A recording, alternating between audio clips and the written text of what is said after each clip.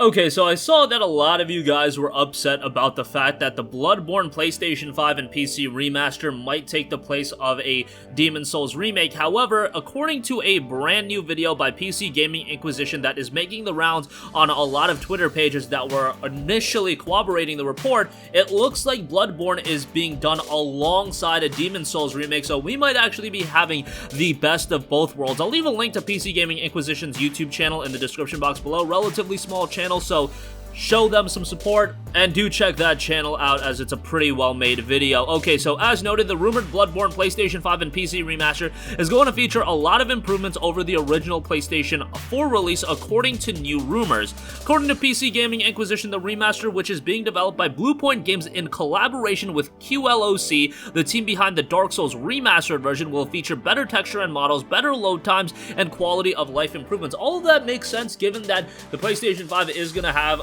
much more power. We do have a solid state drive, which is going to accompany the better load times. The remaster will also notably run at 4K resolution, 60 frames per second, and it will also come to PC via Steam with ultra-wide support. Ultra-wide support on Steam is a very, very exciting feature. A lot of games tend to forego that aspect of the ports on PC, so that's pretty cool to see.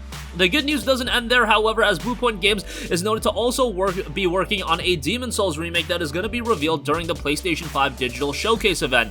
Noting it's true, Bloodborne is going to be released soon on Steam and PS5. I got my hands on new details about the Bloodborne PC port, including available settings and who's developing it, and I'm ready to share them with you. 2020 is going to be a very interesting year for gaming. While everything has yet to be confirmed at this point, there's a good chance that what PC Gaming Inquisition revealed is true, as, again, some of the sources of the original rumor have been discussing the video, as well as noted on WCCF Tech. Bloodborne released a long while ago, and it was a fantastic game with a phenomenal gothic setting, and out of all of the Soulsborne games, out of Sekiro, Shadows Die Twice, I've played all of them, I've completed all of them.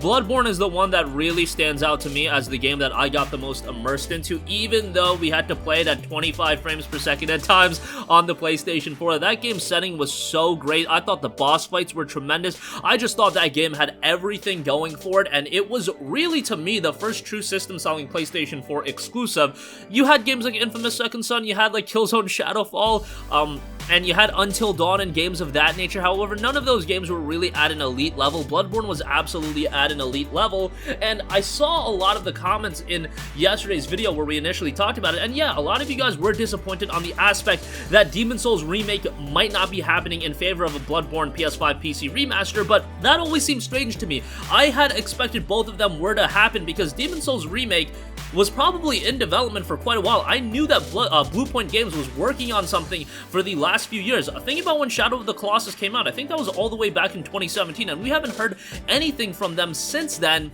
outside of the fact that they are working on a PS5 game. Well, a Bloodborne PS5 and PC remaster, obviously that is a decent bit of an undertaking, but it's not 3.5 years worth of work to get that out the gate. That's probably something that can be done relatively quickly, especially because they're working with another studio in collaboration, so I could easily see Bloodborne be out this fall. It will be interesting to note, and I don't expect this to happen, but will somehow Sony give Bloodborne players on the PS4 that own the game a free upgrade to the PS5 version? I highly doubt that's going to be the case. You know, Sony is the type of studio and publisher, I should say, that they want to get all your money that they can. I mean, let's be real about that for a second. And yes, it does look like it's going to have PS4 backwards compatibility, but I don't think they're going to be handing out free upgrades and things of that nature, especially if it's a significant update like this. Honestly, but with Microsoft and Smart Delivery, it looks like that they will be offering that in a lot of instances. So Sony, if they are going to make you pay for the Bloodborne PS5 remaster, that is a little bit of a bummer. Obviously, I understand if you own the PlayStation 4 version of the game, they're still going to make you pay for the PC version of the game. I understand that, but for the PlayStation 5 version of the game, I mean, even if you look at it, a lot of cool features, quality of life improvements, better load times, better textures and models.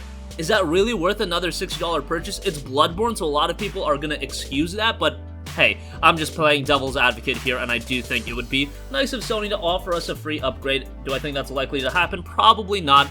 Nevertheless, I do believe a lot of people are going to check it out. Demon's Souls Remake, on the other hand, that is a slam dunk winner, especially if that's a launch title. I personally wouldn't be dropping these two games side by side, but I don't think it's the biggest deal in the world. I think Souls fans are just so into Souls that they would check out a remaster, especially on the off chance it is a free upgrade, or who knows, maybe buy the Demon's Souls Remake and that gives you the Bloodborne upgrade for free. I think that would be pretty cool. You can do something clever with this. You can do something creative, just because I don't see Bloodborne. Yes, the remaster is going to be great. The PS5 version is going to be great. I think if you own the PS4 copy of the game, if you were one of those people that spent $59.99, you should be given a pathway to get it a little bit cheaper. Nevertheless, Demon's Souls Remake is something I'm incredibly excited for. Demon's Souls came out all the way back in 2009, and I haven't played it since like 2011, 2012, so it's been a very long time, and it's just hard to play that game at this point. No PlayStation 3 backwards compatibility, no other platforms has the game been released on. I believe you can play it through the RPCS3 emulator, but a lot of people aren't going to go that route.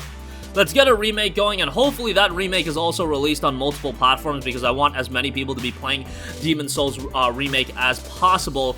The video also noted, talking more about PC and PS5 ports and PC ports of PlayStation exclusives. I think that makes all the sense in the world. Sony generates additional revenue. They promote a lot of their IPs, and I've gone into depth about that quite a bit, but nevertheless, let's move on from that. Okay, next up, EA Play Live 2020 joins growing list of delayed live stream events. So originally, after the cancellation of E3 2020 and multiple publishers shifting focus to online events, EA was quick to announce EA Play Live 2020. That was going to be their own digital press conference where they were going to showcase a lot of games. With the absence of E3, this makes all the sense in the world, and a lot of avenues are being taken into to reveal games and get themselves ready for the holiday season. However, it was announced, with the important conversations taking place and important voices being heard around the world right now, we're moving our time to come together in play. We'll see you at EA Play Live 2020 on June 18th at 4 p.m. Pacific Time, 7 p.m. Eastern. So it will be happening relatively soon, all things considered. I think it's the best case scenario for all of these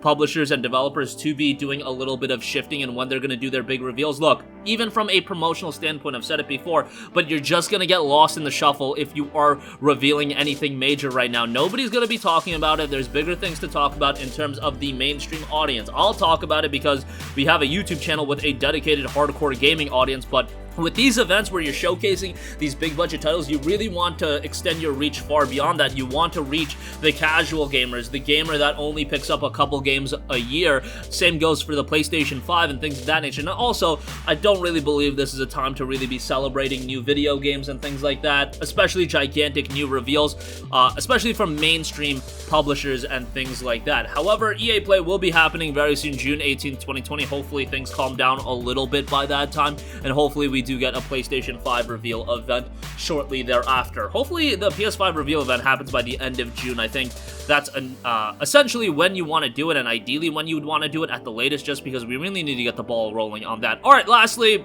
quick notes here. Do want to go over some great PS4 game deals available right now. Nier Automata Game of the Yorha Edition is available for $20. That's always going to be a good buy. Whenever it gets down to $20, I'm going to give it a shout. It doesn't go on sale often. This is a game that retained its price point for quite a while, but at $20, the game is great. It's a fantastic title. The Game of the Yorha Edition doesn't add anything major. You get some in-game items, some avatars, things like themes, I think.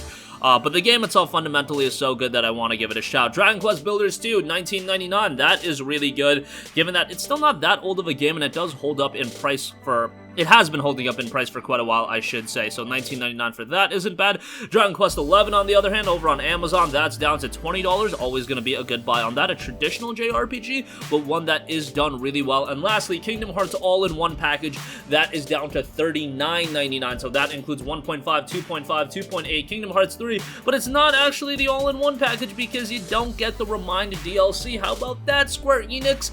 That's Square Enix for you. They're going to re-release games as many times as they can. I'm sure we're going to get some FF7 Remake re-releases, especially when it comes to PC and Xbox One, Xbox Series X, PS5, whatever they're going to do with that. It's Square Enix. They're going to re-release games until they fall over. Hey, Kingdom Hearts is probably going to get a ton more re-releases as well. I'm waiting for that Kingdom Hearts 3 Grandmaster Edition with the DLC included, and maybe they'll charge me $50 for it. How about that? Nevertheless, the all-in-one package with all that content for $40, I do have to say, is relatively good. That's going to conclude this video. Again, as far as the Bloodborne PS5 remaster goes, looks like it's happening along with the PC port, but looks like Demon's Souls Remake is also going to be happening. EA Play Live 2020, on the other hand, that's been pushed to June 18th. Not too big of a delay, but it will be seeing a little bit of one. Nier Automata, Dragon Quest Builders 2, DQ11, and Kingdom Hearts all-in-one package is down to $39.99. Whenever I say Kingdom, I just get excited and think about Kingdoms of Amalur Re-Reckoning. Kingdom Hearts all-in-one package down to $39.99. That's gonna wrap up this video. Sound off with all of your thoughts in the comment section down below. Thank you for watching, and goodbye. Hey guys, we hope you enjoyed the video, and if you did, make sure to hit the subscribe button, and if you're already subscribed, do us a favor and hit the bell icon. This way you'll be notified whenever we post a new video. That's the best way to keep up with all of our uploads, and we usually try to upload 2 videos a day. And with the bell icon hit, you'll be notified whenever we do upload a video. As always, thanks for watching.